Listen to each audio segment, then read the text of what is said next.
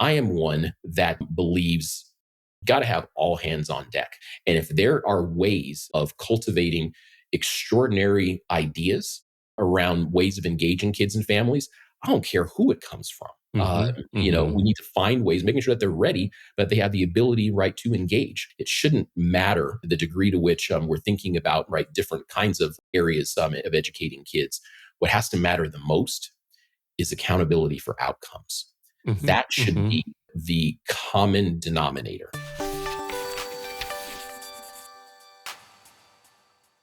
So in this episode of Always Learning, we have a good guest with us to tell us everything we need to know about education. It's Karega Rausch, who is the CEO of NACSA, which is the National Association of Charter School Authorizers. And beyond that title, there's so much, Karega, that just having been in education or education adjacent for so long. And I feel like you're the perfect guest to help us understand and demystify some of the issues around education. So thank you for being on. I appreciate it. It's a pleasure to be on with you and your listeners, Chris. Thank you. So let's just start with, you've been doing this for a long time. And by this, I mean, you've been doing work related to helping our kids get a better education for a long time.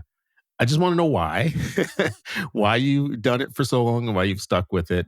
And if we can, what's your diagnosis of what the real issue is that you're trying to solve over all these years? Fantastic starting question. Let me start with why. So I've known that I am on this planet for a mission, and that's to amplify the brilliance that already exists in young people, and finding multiple avenues and pathways for doing that. It's something that my grandmother, my mom, and others have told me that, I consider it a calling to identify that brilliance and create systems that can identify that brilliance and bring it out. And so education was an easy connection point for that part that's really deep inside of me, and why I care about this. Because, our kids get one shot at a great education, and making sure that we've got schools and adults and other caregivers that can also see that brilliance is my calling in this space.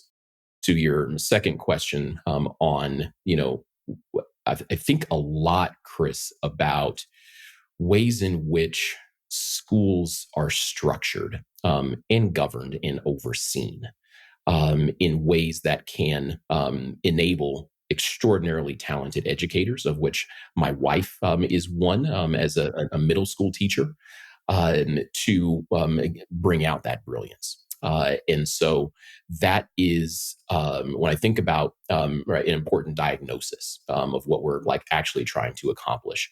I think we're at a moment in time in education, Chris, where we have to think about the importance of how we can continue to innovate in engaging young people in new and smart and thoughtful ways while still demanding student outcomes. It's not enough just to think about new ways we can engage kids. We absolutely need to do that, and we can talk a little bit later around kind of why that matters right now. And we have to push the envelope for all new kinds of ways that can engage kids to achieve their dreams and bring out that brilliance that exists in them, and at the same time having high expectations and demanding that schools do what's necessary for kids and families. So you are the example of high expectations. I mean, looking at your background, education worked out for you. It really worked out for you really well. I mean, 7.5% of all doctorates in the United States are earned by African Americans. And you have a doctor in philosophy, which would be crazy making for me if I ever tried to pursue that one. That's a particular doctorate that I think would drive me absolutely bonkers. You also have a master's in educational psychology. It looks like education worked out for you. Can you tell me what worked out for you in your earliest K-12 experience? What are the things today that you find responsible? What did you learn in K-12 that you still use today that you think is partially responsible for your success? in addition to having fantastic support systems, parents, church folk, and others that always believed more in me than sometimes I could believe in myself. I also had some really intentionally placed teachers that had an extraordinarily outsized influence in my life. I'll give you one story. Her name, I believe she's gone on, but her name was Mrs. Wyrick. She was my third grade math teacher. And she told me one day, Karega, you're going to be president. She saw something in me even then. Now, I think she meant like president of the United States, but darn it if I'm not president and CEO of an organization right now. And even that stuck with me. Hmm. And Hmm. it's those kinds of people, especially adults in young people's lives, that can see more in us than we can even see in ourselves. And when they pour that into us, amazing things happen. I appreciate the accolades and appreciate that, yes, education did work out for me. For me, the biggest part was having adults that not only loved and cared about me, but loved and cared about me enough that they pushed me, that they expected more of me, that Hmm. the idea of me not being successful was never an option. And it's that kind of those kind of adults that can pour into kids, not loving them in the sense of they can do no wrong. No, it's loving them so much that they believe in them so much that they're not going to let failure be an option in your mind. That feels very much like the village. Like when we talk about, metaphorically about the village, you mentioned church folks, you mentioned family, and then you mentioned educator that believed in you and actually told you and affirmed you in a way that you still remember today. So if you're still talking about it today, it actually, had an impact on you. Do you feel like that carried over into your work life of wanting to be that kind of responsible member of the village, as part of your identity as a man? 100%. The it's interesting, Chris, how the experiences we have as young people stay with us. And there's absolutely no doubt that people like Mrs. Wyrick and many other teachers and pastors and other people that I've had in my life that poured into me has absolutely everything to do with why I believe in the limitless potential that young people have and want to do everything I can to try and shape systems that can allow them to have experiences like I did in that instance so that we can all be better because we all rise when young people do the things that are a part of who they are. And so I'm really excited about the opportunity to do that work in the education space so that our country can be better than where we're at. There'd be a lot of ways to attack the work that you do. Like you could be a community organizer, you could be a teacher, you could be someone who organizes churches around the education issue. How is it that you knew to focus on systems? Like, where does that come from where you discover, I'm going to focus on systems because I think that's where the real money is? It's such a great question, Chris, and I'll answer it in this way. It's in part because I knew I was crappy as a teacher. um, uh, After graduating from undergraduate school, I did go back and try to teach high school, and I was decent at it, but I also was observing masters of their craft and Hmm. seeing just what excellent teaching was about, and I knew that wasn't my skill set. Right, my skill set was really in the space of trying to analyze and think about how many different parts and pieces might fit together for people who are extremely talented at teaching and engaging in young people directly to do so. I mean, it's why I got my PhD in education psychology, my master's degree. Because I love research. I love creating new meaning. I love thinking differently about how things can work and what evidence can support those kind of areas to push forward. So, in a roundabout way, I knew systems were my place because of my time in graduate school and the ability to think about how different parts and pieces work together and being able to observe true excellence in teaching and knowing that we've got to find ways of making systems work for more of those kinds of educators for young people, and knew that wasn't my lane.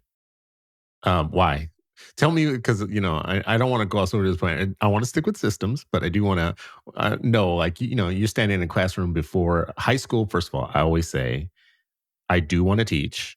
I might like want to do that towards retirement, but I only want to teach kindergarten or first grade, Mm. where the light is still on in the kids, and they still believe magic happens in the world. Like they still, have that look about them. But I say that to a lot of people, and they're like, "No, I just would teach high school. I would not teach any other grade." So you go into a high school classroom. Tell me, what is your moment where you're looking at this classroom in your job, and you're thinking, "Yeah, this might not be for me." One of the things that I try hard is to be as factual as I can. And in this instance, Chris, what that means was I was a pretty good teacher, for that time that I engaged it. But the moment I knew that I was being called to do some different things was when I observed some master teachers, Mm, mhm, doing what they do and seeing how they just see the world and see this organization that is a classroom in ways that were absolutely remarkable. Sure, could I have stayed in to try and learn more about how they think about the extraordinary complexities, right, of lesson planning and student engagement and classroom management and knowing kids individually, but also how they interact with other people that influences all kinds of things like seating charts and assignments and all of mhm, the amazing mhm. things that talented educators have to do. But I realized I am better positioned to try to create systems for more of those folks to engage in the work than doing it myself. And it seems like you weren't really afraid of data and research, and the basis of complex systems. I don't think everybody gets systems. Sometimes we talk about education, we say the system, the kids in the system. And I think that's kind of a juvenile understanding of what a system is, because it's not the system, it's many systems with competing priorities and competing kind of goals. And you have to be a person that can take like this meta view. It's a skill I don't have, like this meta view of many complex systems working at once. And if you're not comfortable with that, maybe it's like your teaching thing. Maybe that's not for you, like being a systems thinker and leader. Which is it for you? Do you think it's more of you never get to see just one system, or like Neo in the Matrix, you see the Matrix and the numbers make sense to you all of a sudden, or that's never going to happen? You just have to be good at managing a wide view of many different systems. It's complex, and many people can't do that. So systems exist in mutually reinforcing and mutually destructive contexts, whether or not that is in a single classroom, in a school, in a district, in a state. It's just being able to look at the different parts of the system in different ways with different kind of ends in mind. So I have no doubt that some of our most talented educators could also be incredible systems level folks. No doubt in my mind, they already have the tools and the skill sets. It's a matter of kind of learning and applying that in some other ways. So I don't consider the strengths that I have and have developed over time to be something that is different than what kind of other really talented folks have. I'm just applying those, in new and different ways. And I do love research and data. Mhm. Thinking about systems. I mean, I get up in the morning. I mean, if I could go, I don't have a chance to do this as much anymore. But if I could spend time doing research analysis, spending time with a spreadsheet, with SPSS, collecting information, man, that is an incredible day for me. Oh my God, you're the only person in America that's going to say that. And this is where I'm hoping there's some promise for AI, like where you can say, here's the study, read it for me, tell me what it means. Like Denzel once said, talk to me like I'm a eighth grader or something like that, or a kid or something like that. I don't know if you've seen, there's this series online where they take someone who has a focus like yours or a discipline like yours where you know a lot, and then they say, we're going to make you explain this at different levels. So we want you to explain this to a grad student. We want you to explain this to a high school student. We want you to explain this to an eighth grader. And it gets down to kindergarten. And they'll be like, they'll have an astrophysicist, or somebody who has getting down to where you can explain it to a kindergarten is an art form.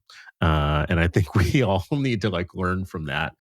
I've been, Kriega, in these conversations before with people that are arguing about what the unit of change is. When we think about education, what's the place where you would put your kind of money? And I've been in these discussions where I see people go back and forth. And what some of them have landed on is the school is the unit of change. Before, there's other people in the room who would say it's the family. They will say it's the teacher, like great teaching and learning and instruction. But they have landed on it being, some of them have landed on it being the school. Do you agree with that, that the school is the unit of change? Meaning if you pulled that lever and got that one right, it would improve things beyond looking at all those other units of change, like the family, the community, the teacher. What do you think about that? How do you answer that question? Yeah, it's a really good question. My answer is all of those different systems have unique contributions to young people and their thriving. And there are extraordinarily talented people that are working in each of those systems. I think the trick is how do we get those systems to work together, right? How do we, get families? How do we get churches? How do we get youth groups? How do we get schools and others, right, mutually reinforcing each other in order to get right students to what they need and to be successful. I've chosen to engage at the school level, and that's primarily, Chris, because school is a very unique organization. Yes, there are individual students that exist in schools, but if you've ever been in a school, something special happens with groups of kids too. And to right think about this in terms of how can we both provide individual kids with what they need and schools, which are complex organizations of lots of adults and young people, is equally important. So that's why, yes, I think the school context is a really important lever. I wouldn't like necessarily elevate it over others, but that's the place that I've chosen because I see the most promise Mhm. for young people there because that's where they spend a whole lot right of their time and where we know so much of how they think about themselves, how they think about each other, and their interactions occur based on the relationships they develop, in schools. And so, how I think about your question is particularly in the space of education generally. I think we'll have the best bang for our buck if we try to think about how individual schools are doing great, need to change, need to evolve, while knowing that individual students do have individual needs, and that has to be our ultimate North Star, but also understanding that we can leverage so many different things that can help an individual young person become better by focusing on what's happening in schools. And, the school context, which you're talking about here, seems to work out really well from some students and not at all for others. And in the middle, there might be this like mediocre middle. I mean, that's where we have things like Avid and other kind of programs that help kids get off the bubble and, get from like a C to a B and A. Why such different um, outcomes or effects on students? It's the same system, lots of kids going through that same door. For some, it's really working out well. They're Hmm. really getting what they need there. What's happening, Karika? Why is it not working for more kids? Yeah, that is a really important, I would say, analytical question to ask. Because the truth is, there are some schools where all kids are not doing very well at all. There are some Mhm, schools mhm. where you've got, some mixed performance, like you're describing, where you got, some kids that are doing pretty well, some kids that aren't. And we've got some schools that are just knocking it out of the park for virtually all kids that are there. The question that I think we've got to really get at is, and this has been something that right a lot of researchers have looked at and thought about for a long period of time. For those schools that are doing really well for lots of different kinds of kids, what's the secret sauce, right? What's interesting, right? What's engaging right there? And there's right a lot of research and information right around that. But the thing that tends to come up over and over and over again is the quality of relationships between kids and adults in those Mhm. places. It's where you have adults that know and love and see students that are there, have believe more in them than sometimes they even believe in themselves, maintain really high expectations for academics, behavior, all the things in a way that is still very supportive of them. Because, right, so I've got two teenagers, two teenage girls. And there's one thing I know about teenagers and young people: they know when you're fake, right? They know when you're putting on. They know when Yeah. you are trying to sell them a line of goods. They know authenticity.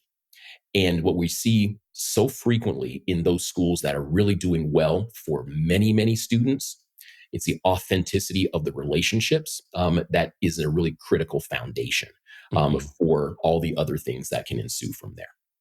How's that happen in a school where you have those relationships being done across the board? Is that just like a great leader, a great school leader who knows how to put a staff together and knows how to keep a staff all pointed the same direction?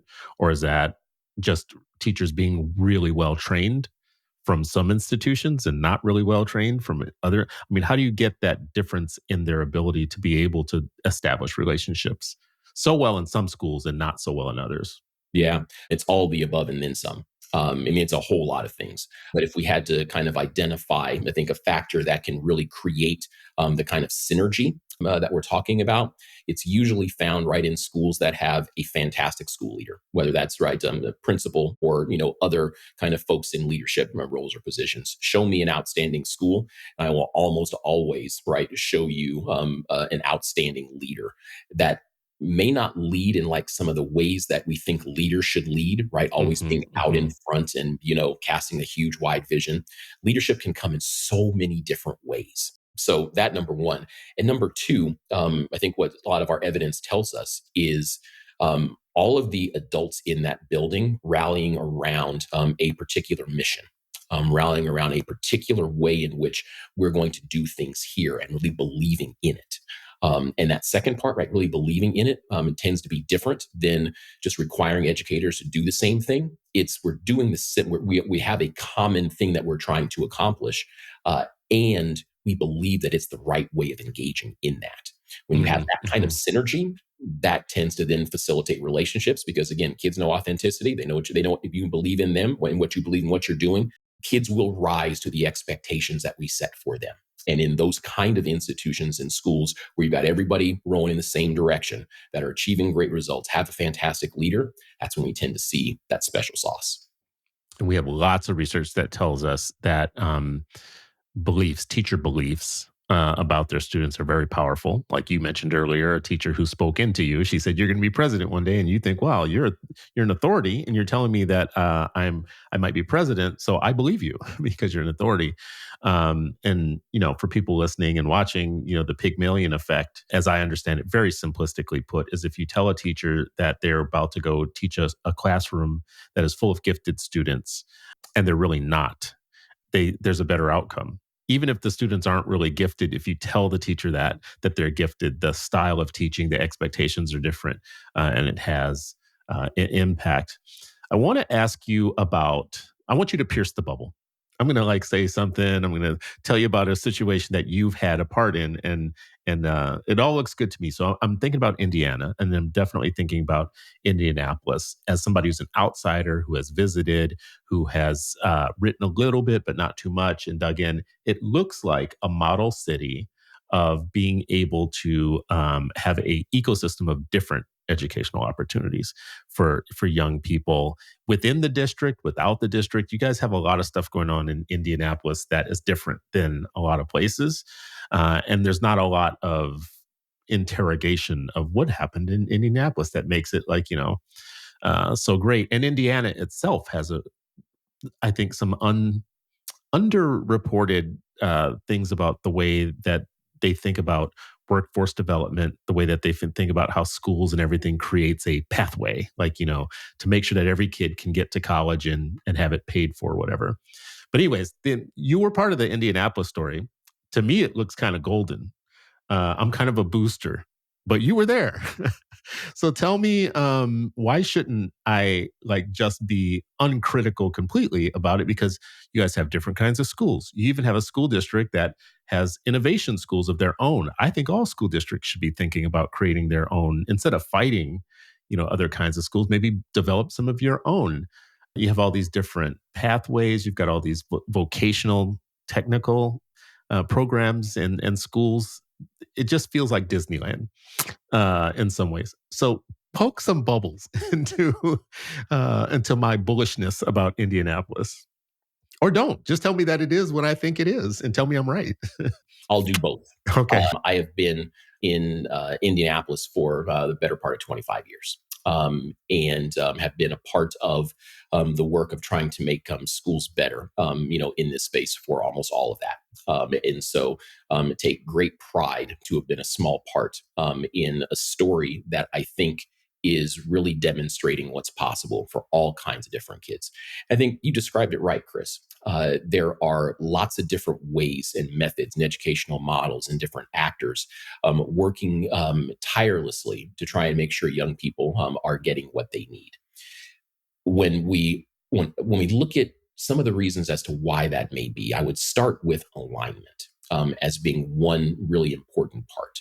Right. So Indianapolis has been blessed with pretty incredible political leadership at the state and city level for a long period of time, with an extraordinary civic community that has not only a can-do spirit, but a must-do spirit. It is remarkable when you see the nonprofits and other civic leaders in our community that have taken education seriously for a long period of time and have not just said education is important, but have been active participants in how to make it better. And then we've been extraordinarily blessed to have extraordinary leadership in individual schools at district level. Fun fact about Indianapolis, a lot of people point to our largest school district, IPS, but Indianapolis is actually home to 11 different school districts Mhm. with that. And there's a whole long history associated with that. At some point in time would be interesting also to dig into. And it's been a lot of work by a lot of really talented people over a long period of time that has stayed focused. We are also not perfect. And still have a long way to go to make sure that young people are getting what they need. I'm excited about our continued focus in thinking about innovation and innovative pathways. We know when we start to look across the country at things like chronic absenteeism, right? At reports from young people, they're just not as connected, right, to school as they, used to be.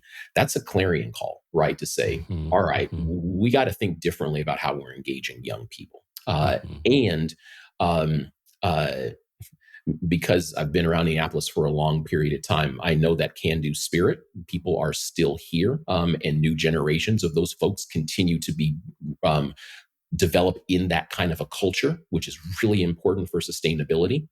And it wasn't always this way, Chris. Mhm. I think Mhm. some of the great things that you observed in Indianapolis, it it was hard and bumpy. A district that was fully supportive of many different ways of engaging kids and families wasn't always the case. A public charter school sector that really prioritized student outcomes was part of the beginning of this work that has resulted in some great kinds of things. But there were still folks in the community that weren't interested, They weren't there in this yet. idea, right, of different Mhm. kinds of models or options, and fought tooth and nail right against them.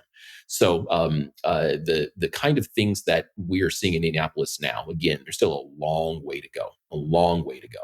But there are many things that happened over the years that have produced some of the good things that are there. That weren't always that way. Is it true that it started with the mayor? So, great question. And actually, let me just back up a little bit. This is why I'm asking the question, is because I think many mayors don't see themselves as education mayors, or they don't see the schools as part of their jurisdiction, or they don't use their bully pulpit in their office and their resources as a way to improve education in their cities. And I think it's a missed opportunity. I think everybody who's a mayor has some ability to affect change in education. So that's why I'm asking you this question. Amen. And I would say that mayors and municipalities are one of the most untapped resources to drive educational change, in places. Whether or not they are directly involved, right, in schooling or not, their knowledge of neighborhoods, their knowledge of zoning, their knowledge of other community assets, right, their knowledge of so many different parts of all of those systems that can be put to use are really important. Bully pulpit for sure. And I would absolutely encourage more mayors to think about what the mayor of Indianapolis has done. That has been Mhm. one of the most brightest lights in terms of the ability to say yes to new educational opportunities. That has garnered such incredible civic leadership that wouldn't otherwise be engaged in schooling with extraordinary student outcomes. But that's because there are a different set of considerations, that mayors have when they think about education than someone that is, more deeply steeped, right? They think about education from a community development vantage point, right? They think about education Mhm. Mhm. from a lens of, I need young people to do lots of different things that can make our city, right, better generally. And it's that ethos that the mayor of Indianapolis has had through now four different mayors of different political parties, Hmm. still achieving remarkable student outcomes, still growing, still innovating in this space with the mayor as a charter school authorizer. And so I would absolutely encourage more mayors to think about not only how they can use the resources from municipalities to put towards education in thoughtful, smart ways, but one way of getting directly involved in education is through thinking about becoming a charter school authorizer to the degree, right, state policy or, those things happen, which, by the way, didn't exist in Indianapolis until a Democratic mayor said, if you Hmm. give me this Hmm. authority, I'll use it and do good Mhm. things for Mhm. kids and families. And he did. Mayor Bart Peterson was an extraordinary leader and pioneer in this space for a long period of time. And then even subsequent mayors after that, again, of different political parties, have recognized the utility of being able to be someone that can say yes to new high quality opportunities, no to folks that aren't ready to do the work, and then holding those schools accountable through very high expectations to make sure that they are achieving the kind of things that will be good for the city in general. I would love to see you give this speech to the associations that represent mayors. Like when they come together, someone should be there saying to them, "You have a lot more power than you're using. The children in your jurisdiction are your children. You can't wash your hands of the schools and call it a day. Oh, and by the way, we need to see what your child budget is for your city. What's the childhood budget for Minneapolis or Seattle or Baltimore? What's your because your budget and what you said, your systems and you lord over a lot of things when you're mayor. Together, those things could be very powerful for young people and children. All right, so you talked about charter schools as being a part of this, and the mayor was an authorizer of charter schools. What do charter schools in the landscape of public education? What are they adding to the landscape? uh, a lot, particularly in terms of student outcomes. Really important, right, to point out one really important element, right, that charters are adding to kind of the public education landscape in our context is demonstrating that we can get stronger student outcomes than what we're getting in a lot of places. And that is critically important to support. They're also adding a lot of new and different and innovative ways of thinking about educating kids. Some of the research work my organization has done over a number of years really looked at the kinds of educational models that are being proposed and approved in the charter space. And it is remarkable the many different kinds of educational models, right, that exist in the charter space. From schools that really focus on the basics, classical kind of orientation, to schools that are diverse by design, to those that are focused on the career and technical education, right, CTE, as we kind of define it, to STEM schools, to art schools, and being really intentional about here's an unmet need that we see in a community. What is the community looking for, and how can we add value to what's happening in those spaces? And that has produced a lot of new and different ways of educating kids and families, or educating kids and engaging communities and families, that is resulting in some really powerful student outcomes, both in like test scores, but also in ability to get accepted to and go to college, getting into and going into military service, to right Mhm. schools that are really focused on help people maybe go to like a 2-year institution and the workforce. So many different right pathways that I think chartering has really demonstrated how those can happen in really multiple and important ways. First of all, I just want to say the public's misunderstands charters in a lot of ways. I hear it all the time. And the feedback around charters is just, first of all, the majority of Americans don't know what a charter school is. And because the majority of Americans don't know what a charter school is, it leaves a lot of room for misinformation about what they are. I generally like to talk about the public education landscape, period, because they are one player amongst others, including magnet schools, which I think Americans have a better understanding what a magnet school is. And it's really important to say that magnet schools are exclusive. They're either exclusive by test scores, by race, by talent, auditions, different things. And it feels like charters are the magnets for everybody else.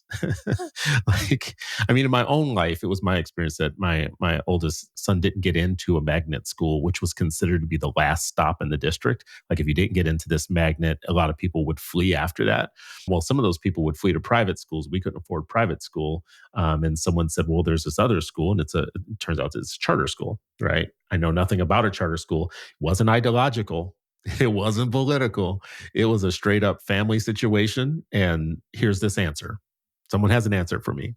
Charter schools are public schools that are free. They cannot charge tuition and are open to all. They can't have admissions criteria, right, for any student that wants to go to school there. And the part about charter schools being free, public, and open to all that is really important is the vast majority of them are also started by educators Mhm, and mhm, folks in communities that are trying to realize a different vision for kids and families. Not in opposition necessarily to what our friends in kind of the district run sector of public education are trying to accomplish, but as an additive process. So that kids and families can engage schools that are built from day one to help them reach their dreams. I'll never forget one of the very first charter schools I engaged, which first, I had no idea what a charter school was, like mhm, most people, right? mhm, But I had a dear friend of mine that used to be a high school English teacher and was just, right, a dynamic leader that said, Indiana charter school legislation passed and he was going to start his own school. I'm thinking, well, okay, great. That sounds good. What's the tuition rate going to be like? How are you going to support yourself? And then I had to learn, a charter school, they're going to get public resources. They're public schools that be open to all kids.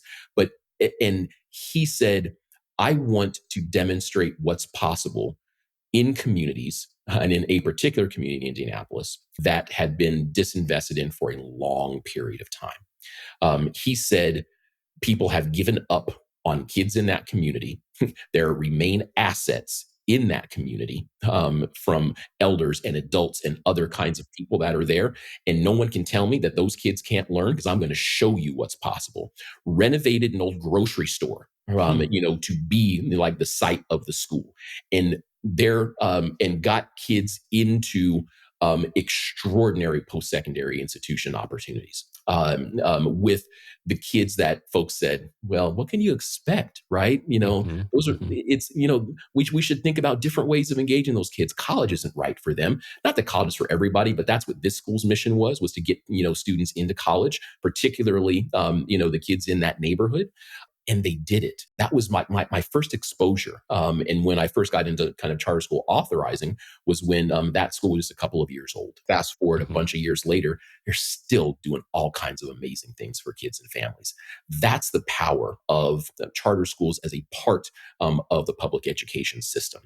That school also, by the way, was able to get really incredible civic leaders, right, to believe and buy into what they were trying to accomplish. That provided extraordinary opportunities for kids And by the way, then created some collaborative relationships with our district run sector, right? You had some people in the civic community that never would have gotten involved in education before, got involved with the pathway of public charter schools, and then started providing their time, talent, and resources to uplift all of public education. It's a Hmm. remarkable kind of story, but wouldn't have been possible without the option of another way of thinking about how to engage kids in the public space towards high outcomes. You listening to what you just said there, it feels to me like we have to take a dry eraser and erase the line between what is perceived to be charter and what's perceived to be district, since they both are public education.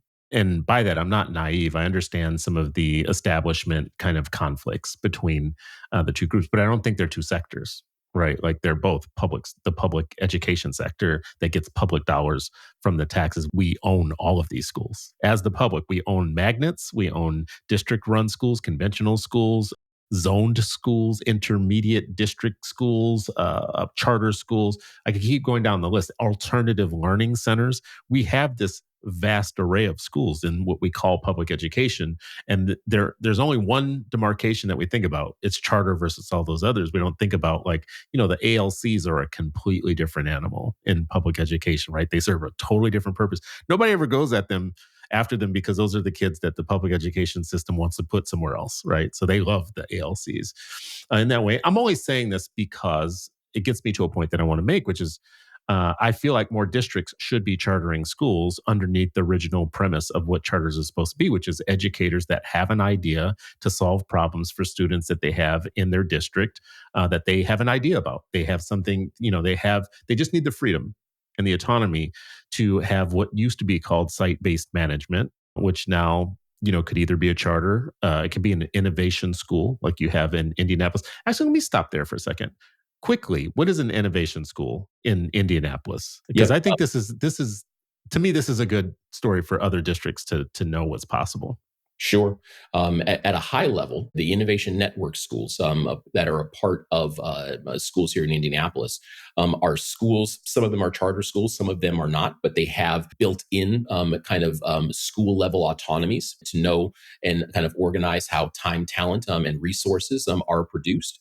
They are able to engage district resources in terms of, right, if they want to, purchase food service or student support, right, kinds of things, special ed services, those kind of things, at their discretion in most instances. And they're able to, kind of engage the district around other kind of needs that they may have. It's a brilliant, kind of partnership. And because they are considered a part of the district, even though they have certain critical autonomies, the district thinks about them and actually counts all of them as their students. And some of the student performance areas the district gets to benefit from as well. Mhm. It's really smart, mutually beneficial partnership that exists. Certainly some bumps and some headaches and some challenges, but it's taken pretty extraordinary leadership, amongst the elected school board, our biggest district here, and the current leadership, to say, you know what? There are a lot of different ways we need to provide education for our young people. And we're not going to Mhm. take anything off the table in Mhm. order to do that. It's that kind of forward thinking that can benefit lots of different folks across the country. And I get the arguments that exist in kind of the public education space. So many of those arguments are about adults and money, and don't get back to what kids need.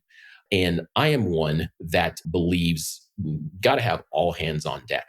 And if there are ways of cultivating extraordinary ideas around ways of engaging kids and families, I don't care who it comes from. Mhm. We Mhm. need to find ways, making sure that they're ready, but they have the ability, right, to engage. It shouldn't matter the degree to which we're thinking about, right, different kinds of areas of educating kids. What has to matter the most is accountability for outcomes. Mhm. That should Mhm. be the common denominator amongst anyone that is given the privilege of educating kids. Are you achieving important student outcomes? I don't care who you are or where you come from or what kind of a system you were a part of. If you can achieve better outcomes for kids and families, we should welcome you.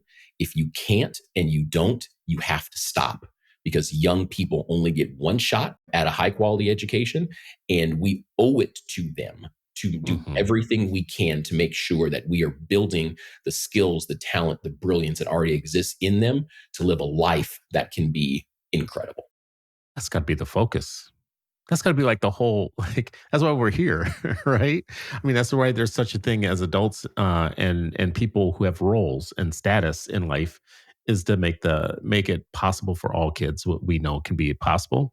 Go ahead. Yes, yes. And And have you noticed a lot of our discussion in education these days isn't about student outcomes? mm-mm. It's No. about a lot of other things Mhm. Mhm. that I don't want to suggest are unimportant, but if we're not talking over and over and over and over again as a central premise of education being students achieving important outcomes that allow them to live the good life, we're missing the boat. So, I don't wanna age you or date you, but I will say that that we're probably both old enough to know that there was a time when the data of how students are doing wasn't disaggregated.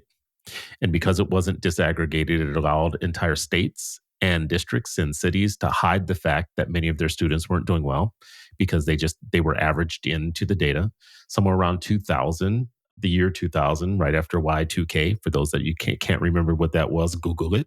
There became this new mandate that you do disaggregate the data so you can see how subgroups are doing.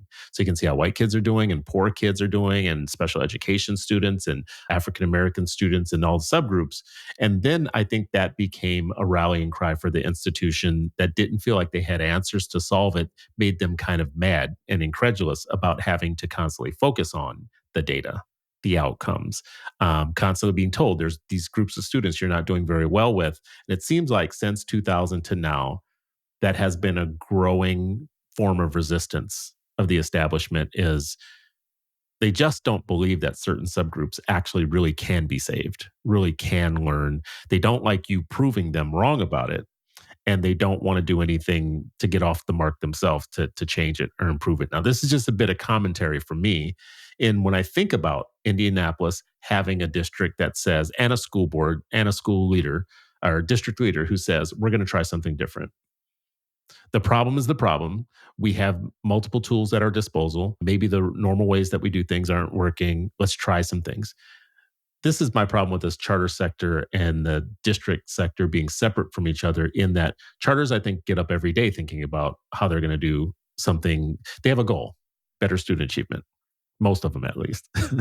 Most of them, at least, have better student achievement, which requires data assessment, outcomes, outcome thinking.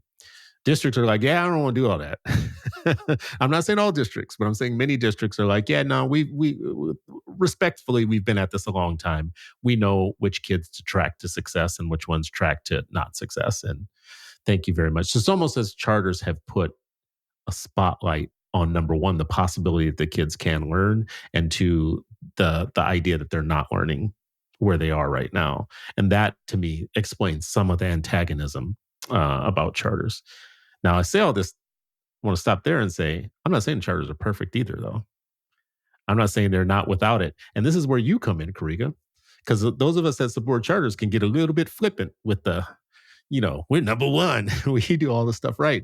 And you have you have an area of thinking about charter schools that if Americans don't know anything about a charter, what a charter is, they really don't know what a charter authorizer is and what a charter authorizing does. Now, this is critical. This is critical information for my viewers and for the public. You are missing the most critical part of understanding charter schools, which is how they are authorized and what authorizing is. Because if you don't know that part of it, you're missing out on a lot of the rest of it. Most of what you know is missing this critical piece of the story. So let's start there with this. What is authorizing? Why is it important? Why did I just make such a big deal about it? You made such a big deal out of it because charter schools don't just pop up in communities. There has to be an entity that reviews their application, says yes or no to that application, sets performance expectations in academics, in finances, in operations, engages in oversight and monitoring of how schools are doing relative to those expectations, and then periodically has to make an evidence-based and merit-based decision on the degree to which a school has achieved its promises to kids and families. That work is the work of authorizing. So charter school authorizers, there is no charter school that doesn't have an authorizer. That they are different institutions depending on what state you're in. Some states, it's the local school district that is the authorizer. Some instances, it's the state board of education or the Department of Education, right? That's the authorizer. In some instances, you've got a statewide board with appointees that are responsible for charter school authorizing. In some instances, you've got some universities that are responsible for authorizing. So it varies in different places. And in my home city of Indianapolis, the mayor of Indianapolis is a charter school authorizer. Hmm. So lots of kind of different entities. We typically classify kind of 6 different entities generally as being authorizers. And why they are so important, Chris, there is no such thing as a high quality sector of charter schools with crappy authorizing. Hmm. Hmm. The converse of that is also true. Hmm. A crappy sector of charter schools has crappy authorizing Hmm. because there is no charter school that doesn't come into being or continues into being without an authorizer affirmatively making that determination. So the work of authorizing in terms of the opportunities that kids have has everything to do with the decisions that authorizers make. When people talk about charter schools needing to have more accountability, they are accountable to their authorizer, right? And authorizers are accountable to the state. Sometimes the state is the authorizer, but in my state, universities can be authorizers. They can authorize charter schools, but so can community-based organizations. And some of those are better authorizers than others. I think they're hidden. They're hidden from the public. People in the public actually don't know that this is who puts their charter through, makes the school what it is, right? In a lot of ways. Are you finding any ahas as you're pursuing this work? You've been at the authorizing, leading national authorizing, the preeminent national authorizing association. Are you having any ahas or any lessons that you're learning over time that you wouldn't have known before you took this role? It's a fantastic question. One of the reasons why I'm excited to be talking to you, Chris, is to let your audience know that there is this thing that's called authorizing and why it matters, so that it is less hidden and that more people can both praise the work of authorizing when they have really high quality, schools that are doing amazing things for kids and families, and shine a light when there are way too many schools that are not doing good things, which is an evidence of authorizers not doing their job. Also, I am so glad that you raised the point of accountability, because charter schools have multiple layers of accountability. One, because they are open to all kids, families are able to choose what the right kind of fit for their student is. 2, there are academic, financial, and operational expectations that authorizers have for schools that they, must achieve when authorizers are doing their job well. And when they do, great. Do you want to serve more kids? Do you want to replicate? Do you want to expand? And when they're not, you can't continue in the way that you are. And sometimes that does involve an authorizer saying, we are going to try to find something better or different, and perhaps closing that institution. And I don't want to sugarcoat that that's a really important part of authorizing, is sometimes despite folks' best laid plans, if you are not doing what you said you were going to do for kids and families, you have to stop. And in some instances, that's the authorizer's job to close that school. But so having this conversation, I think, can shine a light that there are these entities called authorizers and why they matter so much in the space. Some of the biggest ahas that I think we're learning right in this space of authorizing, a few that I would identify. One, it's less about kind of who the authorizer is and more about what they do. Because like we said before, there are lots of different kind of organizations and entities that are authorizing. What we've learned is it matters less like your structure of authorizing. It matters a whole lot more what you do. And do you continue? Do you have high expectations? Do you make sure that you are reducing some of the bureaucratic dumbness, that exists in way too many spaces in education, that is not freeing educators to do what they need to do and make mid-course adjustments, right, to serve kids and families better.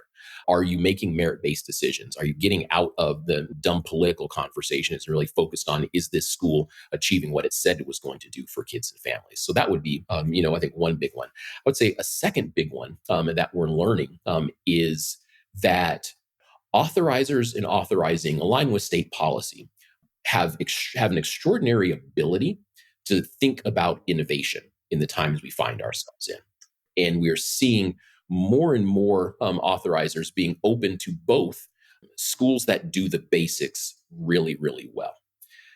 Because in our quest to innovate, Chris, one of the things I hope we don't forget is that for some communities, doing excellent work in the basics and making sure kids are achieving high outcomes is an innovation that many communities don't have. So let's not, in our quest to innovate, let's not also forget that there is an important place for schools that just focus on doing the basics excellently. Now, there are others that are focused on different ways of organizing schooling to get to the basics too, and we should be open to that. We should make sure that state policy aligns with that intent, and that authorizing, can be open, right? There's a lot of conversation out there, right, around, micro schools, right, and pods, small learning communities, right? Different ways of kind of thinking about student-centered approaches towards education. Chartering has been at the vanguard of innovation, since its existence. We talked before about all the different kinds of models. The next vanguard, the next space is also thinking about, all right, how can even more and different ways of organizing learning find a home, right, in chartering? And we're seeing more authorizers saying we're open to thinking differently, right, about how this works. Certainly, there are some state policies and then some authorizer policy that need to adjust and evolve and change, so that we can produce more and different kinds of schools. We got to work, diligently at that. But we're encouraged that there is an openness to new and different ways of organizing learning, and the very best authorizers, Chris, the very best authorizers, very loose and open to thinking about ways in which you organize school, but are exacting and demanding that you achieve student outcomes. And that is literacy and numeracy and more that a school is trying to accomplish. That is one of the most important hallmarks of quality authorizing, right? Is saying, there are lots of different ways you can organize schooling, lots of different ways you can engage kids. Give us a good, thoughtful plan, how the parts work together, how you're going to, make sure you follow the law, all of those things. But they are also saying, what outcomes are we expecting of you? And are you expecting of yourself that you'll be held accountable to? I think for everybody listening, that is the most important thing here, is that when you say that charter schools need to be accountable, they are, and they're accountable in multiple different ways, but you need to know the structure. So before you make a claim like that, you need to know what authorizers are, who authorizes the charter school, and what's the relationship between them. What's the deal? It's all a charter school is a deal. You have to make a deal. I want to be autonomous. I want to do school the way that I want to do school. So what kind of deal can we make? Okay, well, let's structure the contract here, the charter. The charter is, for autonomy, you're going to produce results. That's been the classic kind of arrangement for charter schools and the accountability mechanism. I know we got to wrap here, but I did want to sneak one more question in real quickly, because there's something very powerful to those of us that think a lot about what we're going to do for the least of these. Oftentimes, the least of these are racial minorities and people who have been marginalized by race or by class, by income, by status of being a Native American or not. There are lots of ways people have been marginalized. Authorizing has something that I think is overlooked as a potential power, which is to give communities the means of education, put it back in their hands. So, in diversifying authorizers and thinking about what's the power and the utility of authorizing for communities, I would love to know any thoughts you have about that. Like, for instance, if we wanted to do Black education differently and we wanted it to start with HBCUs down, what's the power of authorizing for that as a premise? What's the power of authorizing for a city that does have an idea about its African American students or any other group? Charters for everybody, everything's public, but how could authorizing be another tool in the toolkit for people that want to empower communities? So I got into this work, Chris, because we need great schools that illustrate the brilliance for all kids, no matter what walk of life, right, they come from. And especially kids that have not had access to the same kinds of resources that allow for their brilliance to come out. And the power of authorizing is being able to say yes to a group of people that is thinking differently about how to engage students. And for me, especially students that my grandmother would say are melanin blessed, as well as students, lower income students, and increasingly these days, Chris, students with disabilities. Right, Mhm. students that we know from lots of different pieces of information, we have to think and engage differently on.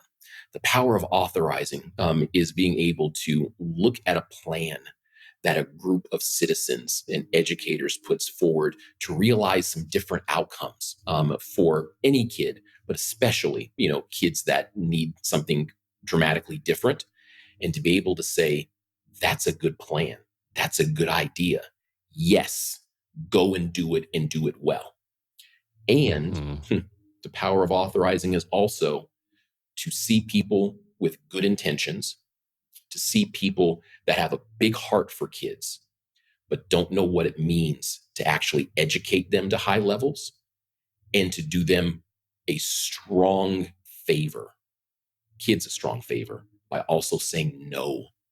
That's not that's that won't There isn't enough evidence that that's going to work for Mhm. kids and families, and I've ran into this multiple times, Chris, where you got people with really big hearts that want to do great things for kids and families. I live with a middle school teacher. Educating kids, it takes more than just a big heart. That's a really important prerequisite. You also have to have the talent to run a full school, and in particular the education of young people. So it's equally important for an authorizer when a plan isn't ready to say no. Now, we got to be careful that we don't get so bureaucratic that everything has to be perfect in order to say yes. That's also a huge mistake. Mhm. You have to be able to understand the skills and talents and capacities of people and their ability to execute, so that you can say yes. Even if everything isn't perfect yet, there's enough that's there to say yes, and we're going to hold you accountable. Whether or not you got a great plan or a plan that is also really good with still some question marks, it becomes just really, really important for authorizers to get really good at, which so many of them are, at looking at plans and people and saying yes to the ones that can do life changing things for kids and families, and no to folks who aren't ready. I think this is such an important place to stop, just writ large. I think the charter school project of creating charter schools started in the 90s and over time has learned a lot of lessons. In the beginning, it was like just create a bunch of charter schools. And then it became, okay, how's that working out? Like, the thousand flowers bloom thing. Let's do some harvesting.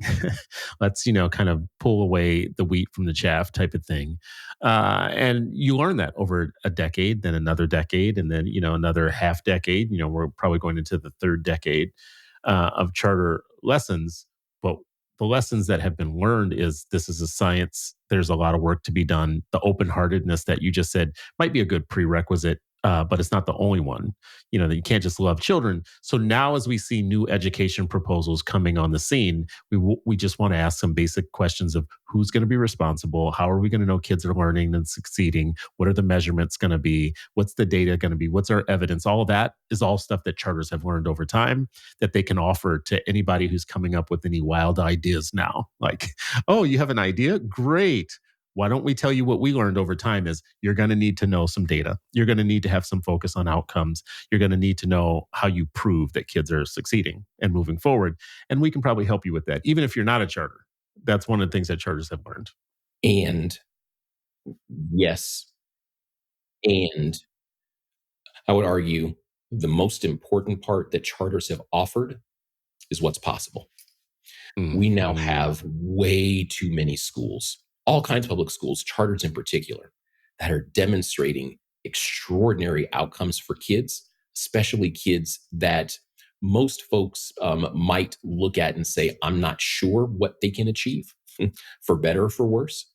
We have way too many schools that have demonstrated what's possible. So, charter schools, I believe, have put to bed forever the notion that some kids can't learn, the notion that some kids Mhm. can't achieve Mhm. at high levels, because we have now way too many proof points, and in some instances at scale, of high achievement amongst all kids.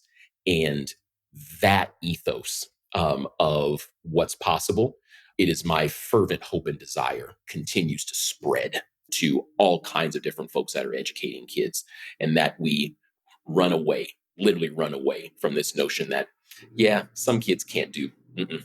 I've met too many young people, too many parents, too many families, where people have written them off. And then they have that one educator, or they have that one system they engage, and their life is Mhm. different, because of it. Mhm. We got more to do, but we have some great examples of what's possible. That's amazing.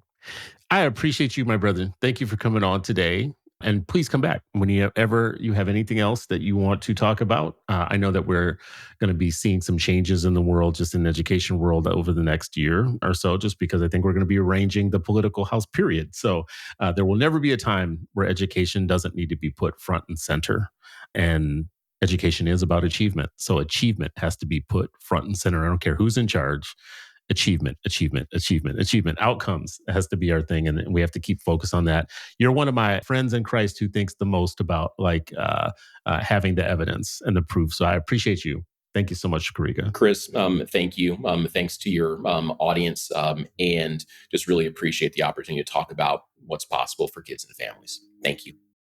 This has been an hour with Karega Rausch, who is the CEO of NACSA, the National Association of Charter School Authorizers. You've learned today a little bit about what a charter school authorizer is, but if you have any follow up questions, I would encourage you to Google them and go to their website.